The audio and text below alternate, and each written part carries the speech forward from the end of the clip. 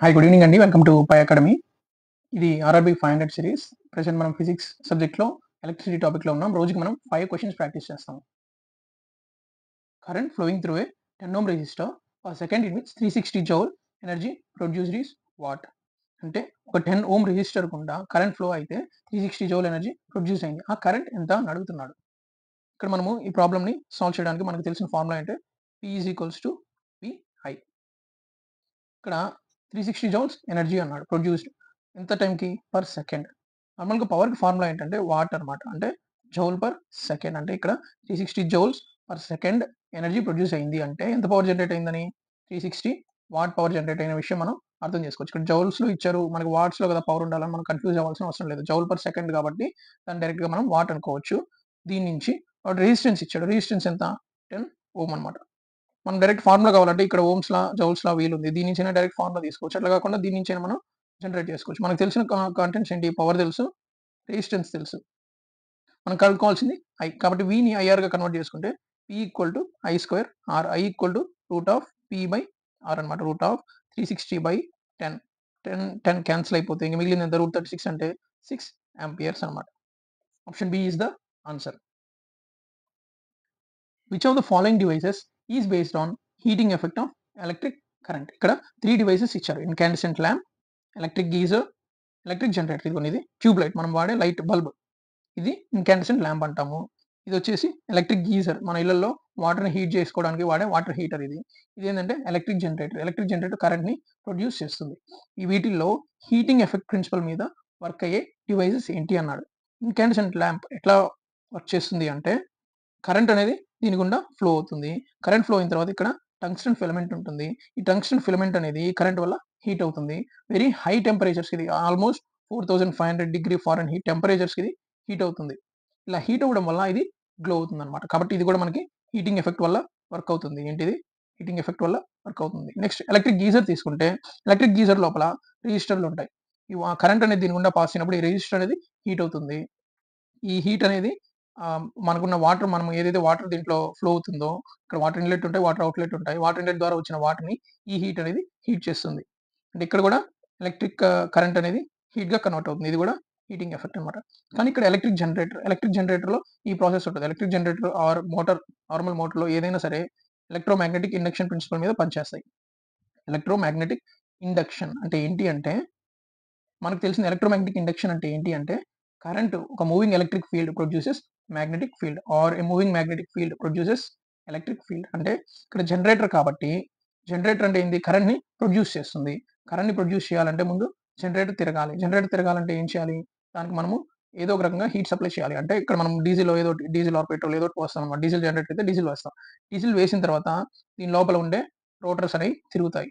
Routers అనేవి తిరగడం వల్ల మనకేమవుతుంది? మ్యాగ్నెటిక్ ఫీల్డ్ క్రియేట్ అవుతుంది. ఎప్పుడైతే మ్యాగ్నెటిక్ ఫీల్డ్ క్రియేట్ అయిందో, ఆ magnetic field in turn electric ఫీల్డ్‌ని క్రియేట్ చేస్తుంది. Electric field is nothing but electric current form అవుతుందని మనం చెప్పొచ్చు. ఇక్కడ జరిగేదేంటి? Electromagnetic induction. కాబట్టి ఆన్సర్స్ ఏంటంటే ఆప్షన్ 1 అండ్ 2. ఇక్కడ answer option C. Both 1 and 2 is the answer అన్నమాట.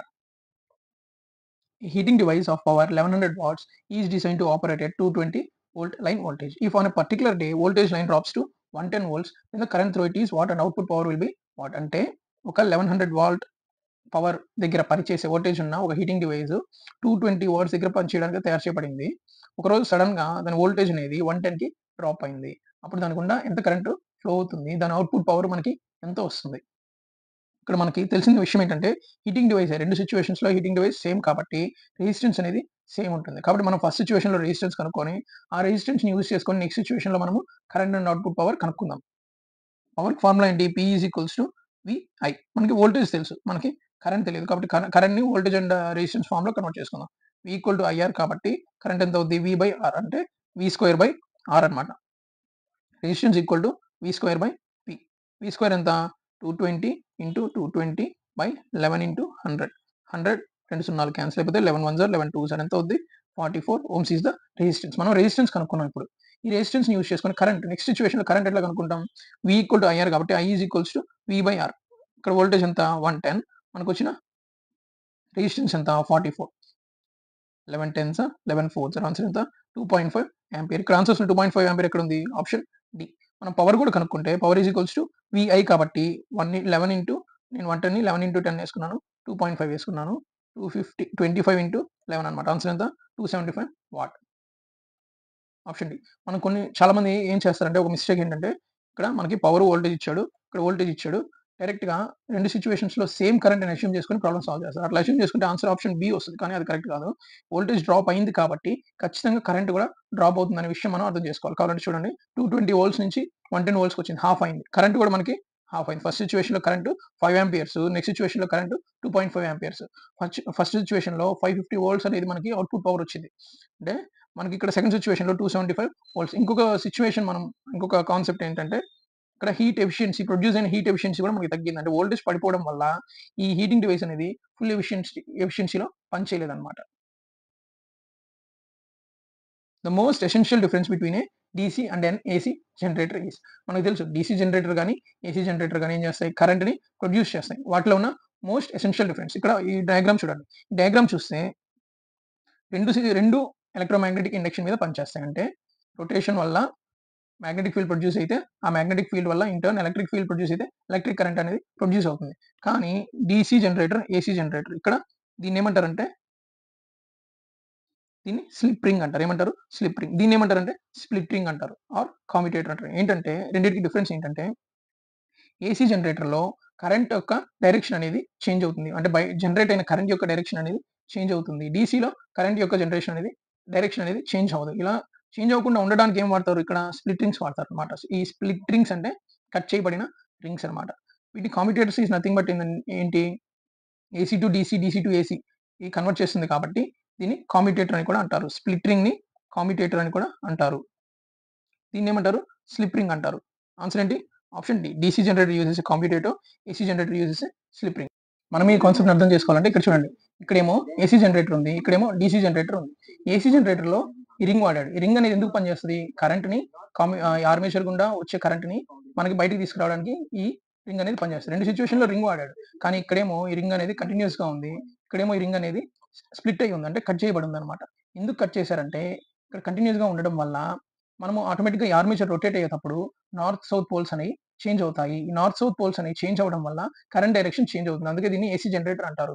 ఇక్కడ ఈ ప్రాబ్లమ్‌ని సాల్వ్ చేయడానికి ఏం చేస్తారంటే రింగ్స్‌ని కట్ చేస్తారు. 2 రింగ్స్ ఆర్ 3 రింగ్స్, 4 రింగ్స్ ఎట్లా కావాలంటే అలాగా కట్ చేస్తారు. ఈ కట్ చేసిన తర్వాత ఏమవుద్దంటే కరెంట్ డైరెక్షన్ ఎప్పుడైతే చేంజ్ అవుతుందో ఈ రింగ్స్ స్ప్లిట్ అయ్యి ఉండటం వల్ల ఆటోమేటిక్‌గా మనకి అంటే మాగ్నెటిక్ ఫీల్డ్ డైరెక్షన్ చేంజ్ అయిన తర్వాత కరెంట్ డైరెక్షన్‌ని ఇది రివర్స్ చేస్తాయన్నమాట. అంటే ఇక్కడేమో కరెంట్ డైరెక్షన్ చేంజ్ అవుతుంది. ఈ స్ప్లిట్ రింగ్స్ అనేవి కరెంట్ డైరెక్షన్ రివర్స్ అవ్వడాన్ని అవాయిడ్ చేయడానికి మనకి హెల్ప్ చేస్తాయి. ఇట్లాగా కరెంట్‌ని ఏసీ నుంచి డీసీ కన్వర్ట్ చేస్తున్నాయి కాబట్టి రెక్టిఫైయర్స్ అంటారు ఆర్ కమ్యుటేటర్స్ అని కూడా అంటారన్నమాట.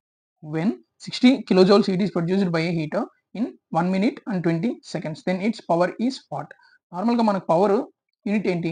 వాట్. వాట్ అంటే జౌల్ పర్ సెకండ్. దీన్ని బట్టి మనకు అర్థమయ్యే విషయం ఏమిటంటే power is nothing but amount of energy produced are amount of energy changed per unit time. అంటే పవర్ ఫార్ములా ఏమవుతుంది? Change in energy per unit time. ఇక్కడ ఈ చేంజ్ ఇన్ ఎనర్జీ అనేది ఏ ఫార్మ్‌లో కన్వర్ట్ అయింది? హీట్ ఫార్మ్‌లో కన్వర్ట్ అయింది. కాబట్టి energy is nothing but heat in this problem. So P is equals to Q/T is the formula for power. దాని నుంచి హీట్‌కి formula ఏంటి? ఎప్పుడైనా సరే పవర్ ఇంటూ టైమ్ అన్నమాట. కానీ మనల్ని కనుక్కోమన్నది పవర్ కాబట్టి పవర్‌లో మనము Q/T సబ్స్టిట్యూట్ చేస్తే Q ఎంత ఇచ్చాడు? 60 కిలో జౌల్స్ బై టైమ్ ఎంత ఇచ్చాడు? 80 సెకండ్స్. కిలో జౌల్స్‌ని మనం 1000 జౌల్స్‌గా రాసుకుంటే 0, 0 క్యాన్సిల్ అయితే 4 2s 4 2 50s 2 1s 2 3s ఎంత? 750 joule per second. 750 what is the answer అన్నమాట. 750 వాట్ ఆన్సర్‌లో ఉంది కాబట్టి option A is the answer.